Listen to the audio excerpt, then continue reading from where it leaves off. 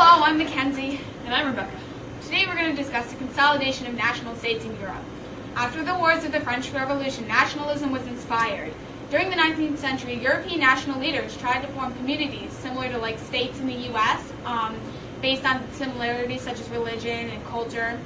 People responded positively. Also, there was a promise of glory and prosperity. Nationalism. The definition of nationalism is the idea of coming together in a nation based on common interests and ideas. In the theme of nationalism, John Gottfried von Herder praised Germans for their uniqueness and distinctive characteristics of their society. Volksgeist, a German word for the spirit or essence of the community. Things like folk culture and literature emphasize national spirit or Volksgeist. And we'll be back after the break. And We're back. So, the political aspect of nationalism. Nationalism, well, as I said before, became more prominent in the 19th century. The good parts of nationalism was that it formed like national states, there was order, but the bad part of nationalism is there was lots of conflicts between nations, and within the nation there was conflicts between foreign people and higher and lower groups, like minority groups, so that was the good and bad of it. Let's talk about anti-Semitism. Anti-Semitism is harsh feelings or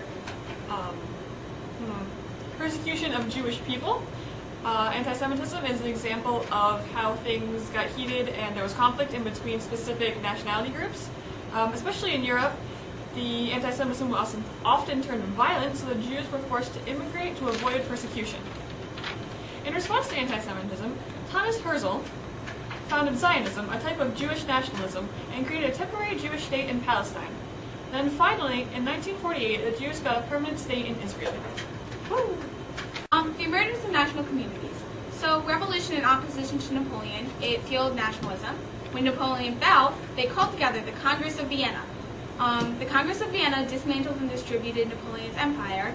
They tried to have diplomacy and balance of power, and they succeeded for a century.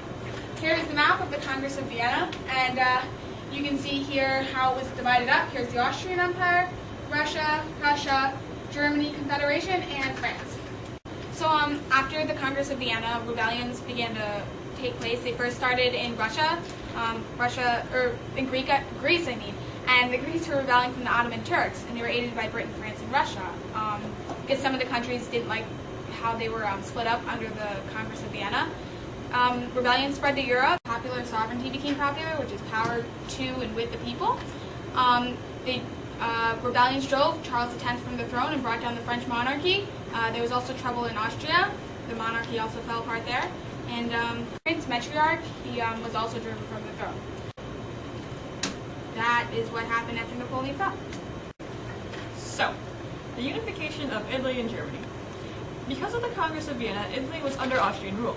This did not sit well with the Italian people who wanted independence, so they mounted rebellions and expelled Austrian authorities. In the north, these rebellions were led by Count Camillo de Cavour, and in the south, Giuseppe Garibaldi took the army and marched into Italy, expelling the Austrian authorities.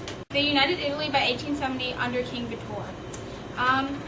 Once they got control, they suppressed nationalists and nationalist movements within Italy. Otto von Bismarck, he united Germany. He was the prime minister of Prussia first, and he was good at something called realpolitik, or the politics of reality. He provoked wars in France, Denmark, and Austria, and then won all three, boosting German pride. He was the second Greek, or emperor, and he embraced all the German-speaking peoples outside of Austria and Switzerland into like one big dynamic state. The unification of Italy and Germany showed good parts of nationalism and the potential to bring people together. Nationalism inspired people to create flags, anthems, and national holidays to really keep the patriotism and national spirit of their respective countries going. Bureaucracies with census count were made, schools' patriotic value was increased, and men were even more excited than ever to join the army. So overall, nationalism proved to be a good model of political organization. Signing off.